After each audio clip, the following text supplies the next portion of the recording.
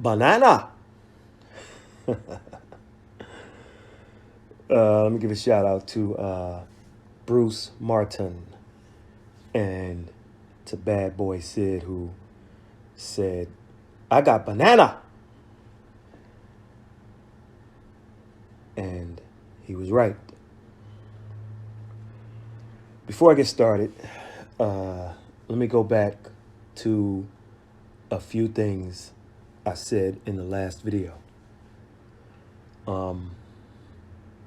Actually, I'll do them one by one instead throughout the video. Okay, so let's talk about it.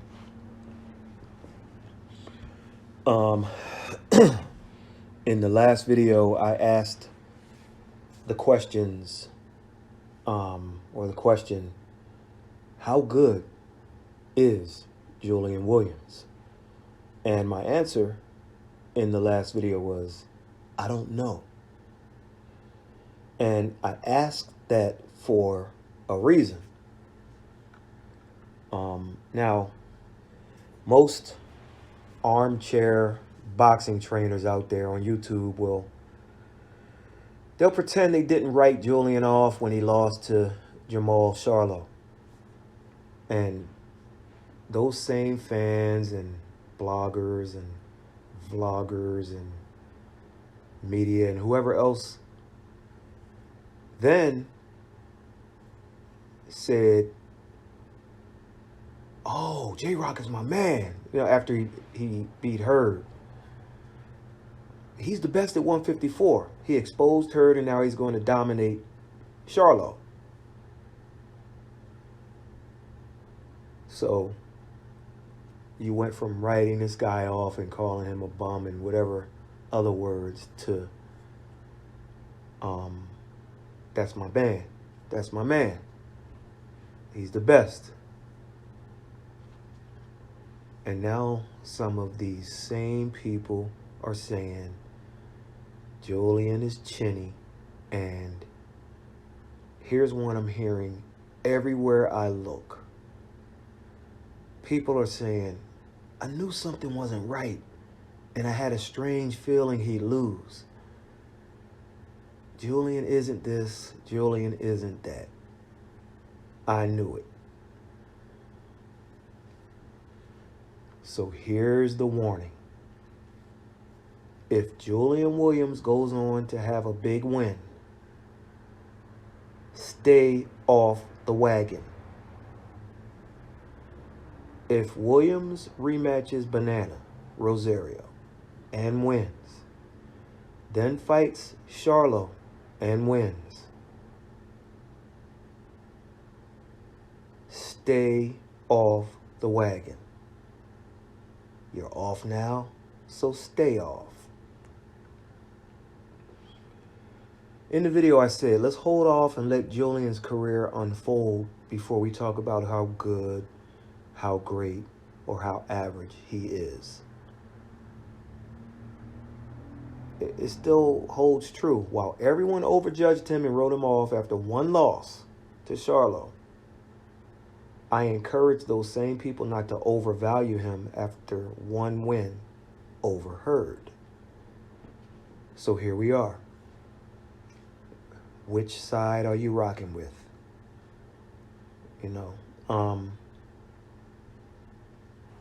What's your opinion on Julian Williams right now as you're listening to this?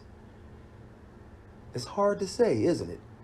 And that's precisely why I said, come see me 5 fights down the line and let's revisit. The book on Julian Williams has not been completed, and neither has the book on Banana. In the preview video, we talked about Banana's power as a strength and how at 24 years old, he had a better resume than most 24-year-olds. Being matched tough so early in his career served him well in this fight, as he got a stoppage victory over the favored Williams. Um, in the preview video, I also said I had a sneaking suspicion that Julian Williams would rather fight on the road or at a neutral location. Fighting as the main event in Philadelphia came with baggage I didn't think Williams was comfortable with. And I definitely feel that way now. These two dudes, they had a common opponent in Nathaniel Gallimore, Nate the Great. I said in the video, as I've said in quite a few videos, that boxing is not a triangular sport. If fighter A beats fighter B and fighter C destroys fighter A, then fighter C should also beat fighter B, right? Well, Joe Frazier beat Muhammad Ali. George Foreman destroyed Frazier twice. So Foreman should destroy Ali, who Frazier beat. But it doesn't always happen like that. Banana got stopped by Gallimore. Williams beat Gallimore cleanly. But Banana beat Williams. So, what went right for Jeison Rosario? In this fight, just about everything. In the first round, he surveyed things a bit. He gave pressure, but it was just to try to figure out how to cut Williams's lateral movement off. And he must have landed something early because Julian had a welt under his right eye that I didn't see before the fight began. Now, my eyes aren't the best, but... So, it was an excellent opening round for Julian Williams. He won it. And round two, Rosario began going to the body a little bit, which was a good move. And he scored a few times early. And then there was an exchange where it seemed like either the first jab he threw or the elbow before the right hand, he followed up with something opened up a cut above Williams's left eye. And that cut changed the fight. At first, Williams began to move away, and he kept swiping at the cut. But then as he stood back in, Rosario countered him with a nice right. And he started aiming right for the cut. And Williams didn't like it. And so the fight continued, and then Rosario landed some fantastic counter shots. And he closed the second round strongly, which was a round Williams was winning. So Rosario landed, he landed a lead right counter and then threw some shots to the head and the body that scored. And I gave him the second round on my card. By the way, I scored the Colbert versus Corrales fight and the Williams versus Rosario fight live at thefightjournal.com. If you go there, you'll see our scorecards for both of those fights.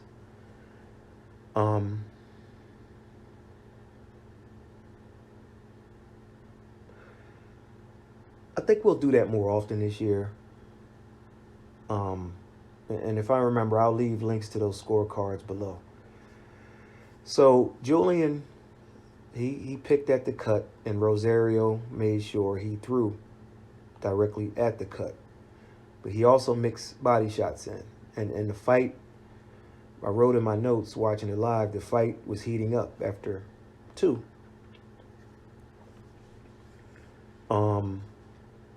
In the third, Rosario started to pump his jab more, and you could see he was trying to get a little closer. Watching it live, I don't know how it looked on television, he looked much bigger. than Williams. But the difference here is he's a lot quicker than Hurd and more athletic than Hurd, and as well as Williams. And Julian's jab at times appeared to be coming up short, and Rosario's jab seemed to be getting better at this point. Okay, role reversal.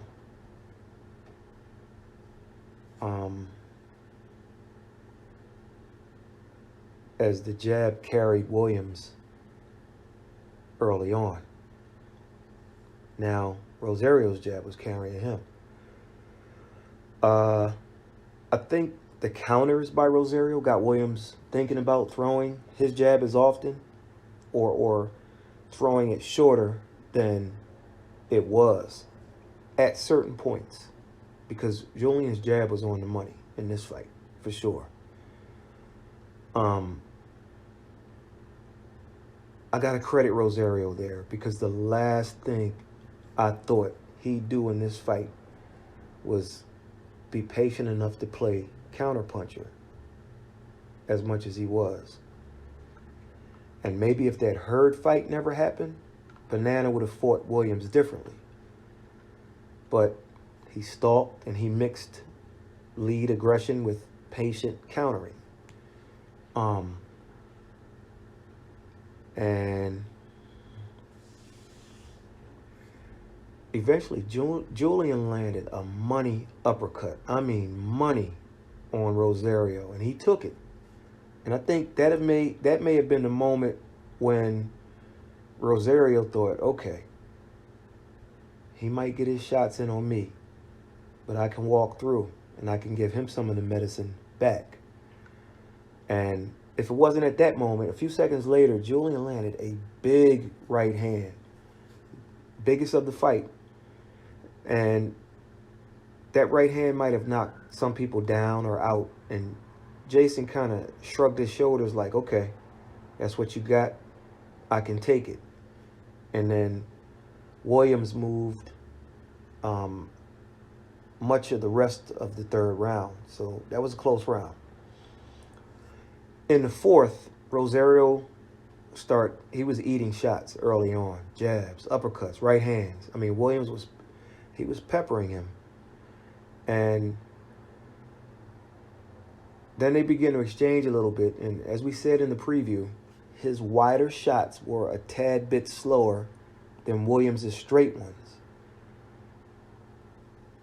And they were. But Jeison decided to get rough in there. And he was intent on turning it into his kind of fight. And so he landed a nice right hand counter yet again.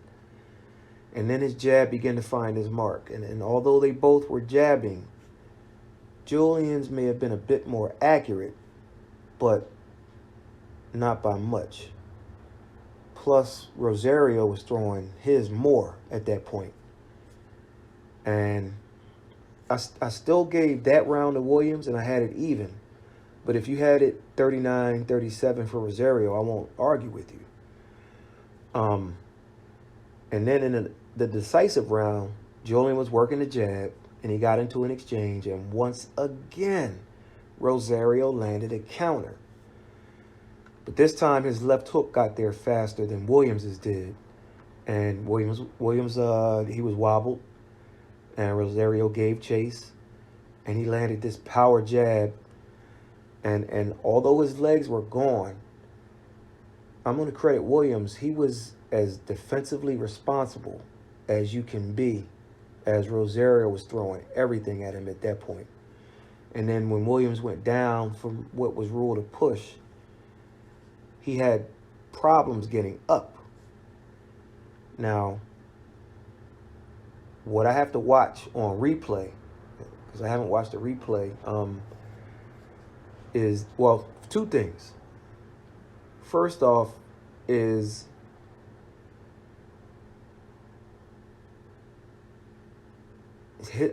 Julian's mouth was open during the fourth round, and I want to see if he was breathing heavily in the corner between the 4th and 5th rounds? If so, then that'll explain why he had problems getting up after he got pushed. But if that's not it, then it was his equilibrium. So what I'm asking is, did Julian not have the legs solely because of the hook? Or was it the hook and the fact he was gassed? If so, this may be a training issue. Something they just have to fix. Nonetheless, after he got up, Banana did the first or second combination that you learn when you first start out in the gym. Jab, right hand, left hook. And as Williams went to the rope, as he went to the ropes, he kept his guard like high up, like in a defensive posture. And then there was a pause that seemed to be like a minute, but it was only a few seconds. It was like Rosario lining him up. So Rosario pawed a couple times with the jab, and then he just launched a brutal uppercut and a left hook. And Williams fell to the side, but still didn't go down. At that point, the referee jumped in, and Williams had a bewildered look on his face and was like, wow. And I think he was shocked at what happened to him, but was also shocked that he couldn't go on. I mean, his thinking is probably, look, this is Philadelphia. Joe Frazier, Rocky Balboa. He was probably saying to himself, let this thing be conclusive. Like Arturo Gatti. Arturo Gatti, who used to fight 45 minutes away. I mean, they just let these guys punch and punch and punch. And sure, does it take years off your life? Sure. But like the War Gotti fights and Balboa and Frazier, Ali and Frazier, who are like, they let these guys go. They let them fight. Now, there's more made of ring-related deaths today than there have been in the 70s and the 60s, in the 50s and 40s and 80s and 90s. I mean, there have been deaths, and there's pressure on referees. Some let you go. Some who used to let you go don't let you go as much, and some will stop it just for fighter safety. Williams, I think he would have just went out however it was going to be. But it wasn't to be, as Banana becomes the new IBF, IBO, and WBA guy. Kid reminds me of Jaime Munguia. I mean, big size, good power, not the fastest, but tough to beat on a given night. So, that's what went right for Jeison. So, what went wrong for Julian Williams? Well, it wasn't the first round, that's for sure. He opened great. I mean, his jab was sharp. His movement was good. His counter right hand was on point. He feinted and got reactions from Rosario, which is what you want when you feint. He tripled the jab at times, doubled it up. Wasn't the first round. In the second round, his jab was even sharper in the early stages. And Jeison began to attack Julian's body. Julian forced the issue and went on the attack and had Rosario in the corner for the second round. Got some shots off, and then he backed off, and Rosario landed a couple shots too. Julian slid most of those, and then he threw a big right hand that missed, and countered with yet another big. He was countered with another big counter right from Jeison. In the fourth round, Williams' jab early was good. It was good to the head and body. He landed a wonderful uppercut and a beautiful right hand. And at that point, he seemed poised to take charge again. And then he got countered again by a big shot when he threw an uppercut from a bit too far out. It wasn't as telegraphic as James Buster Douglas was against Holyfield, but it was still a no-no. Like, you got to be careful with shots like that.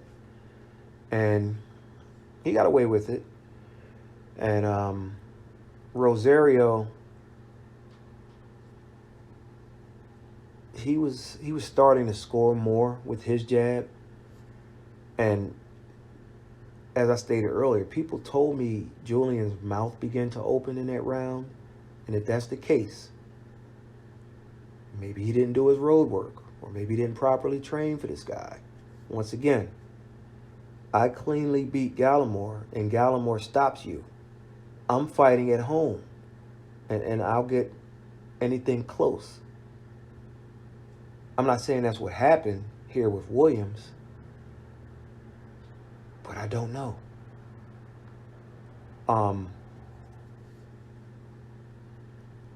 Williams is the first fighter I've seen lose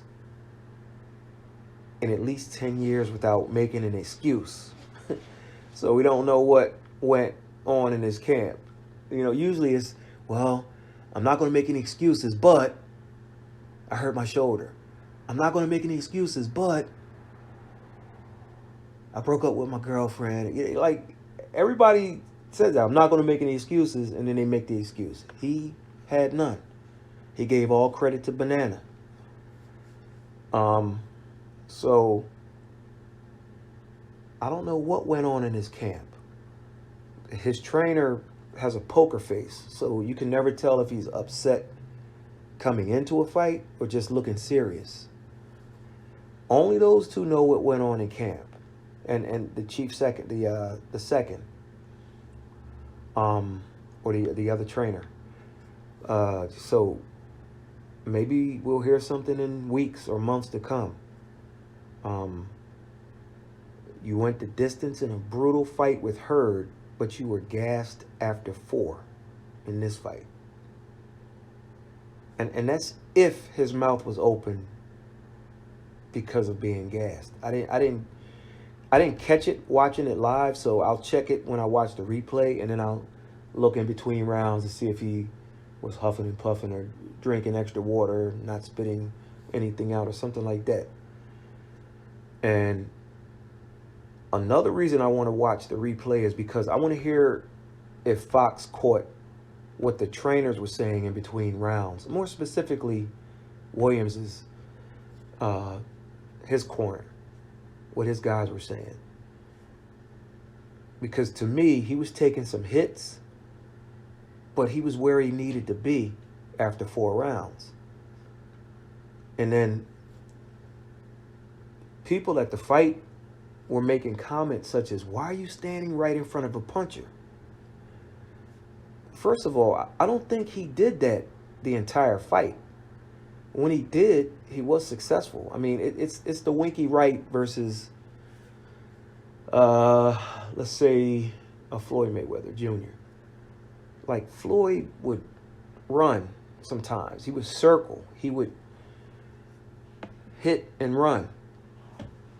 Winky Wright stood right in front of you, and he moved his upper body, made you miss, and he's still in position and close enough to make you pay and then make you miss again. So if you watch Wright, he was always up in people's grill at range. He didn't necessarily, how could I put it? He didn't necessarily smother guys. He didn't smother himself. He was at range where you could hit him, but he would make you miss, and he could hit you. and he make you pay. And listen, Julian's game is inside. Okay, so I don't think it was just him. Like, I think there's a reason why he didn't move like people were thinking or talking about, and I'll give you that reason in a second.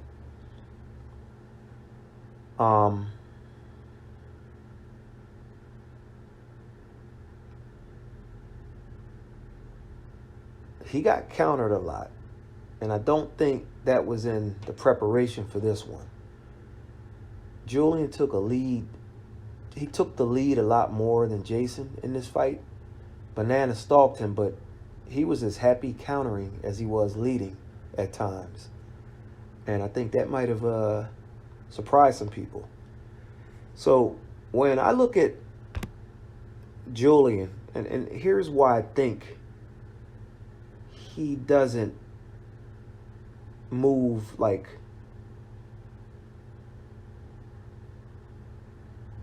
people, like Colbert in the fight before, or like a Mayweather Jr. is he has a hitch in his step. It's like that old man hitch. The best way I can put it is that Julian doesn't look athletic. I mean, I don't look at him and see him playing defensive back or wide receiver if he wasn't boxing. And so he's more closer to being flat-footed than just someone who's just on his tiptoes and dancing, okay?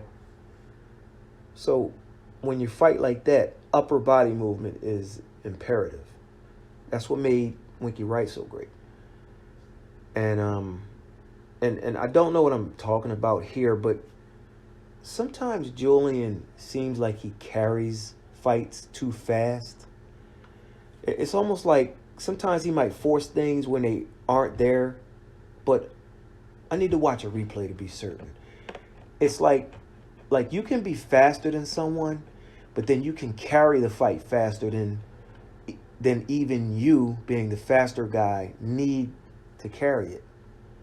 And I don't know. I got to look at the replay.